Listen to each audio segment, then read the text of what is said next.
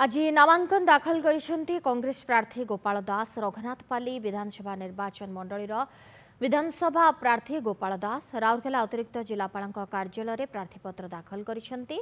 राउरकेला उदितनगर सिंहासिनी मंदिर निकटू निज समर्थकों सहित शोभायात्रा आसी प्रार्थीपत्र दाखल करिसेंती।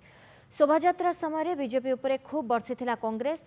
बारंबार मिथ्या प्रतिश्रुति दे लोकों को ठकिथिबा सहित विदेश कलाधन आनी समस्त बैंक अकाउंट को 15 लाख टंका लेखाएं देवाक प्रतिश्रुति देथिला बीजेपी।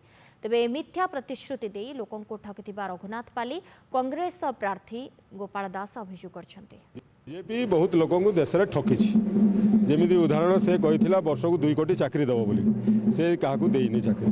द्वितीय है से समस्त बैंक अकाउंट को कही 15 लाख टंका कर देव बोलिक 15 पैसा भी देनी कही 2022 सुधा समस्त घर पूरा पक्का हम सेटा भी ठकी। चाषी मान भी से ठकी आय 2 गुणित हम बोली कही तेणु भी ठकी। एवं देश में एभली अनेक कार्य करोटा ग्रहणीय नुहे। बर्तमान दरदाम एत बढ़ी जाइए लोक अतिष्ठ हेले एवं बेकारी समस्या एत बढ़ीगला लोक बर्तमान दांडर भिकारी होकर बुलूं।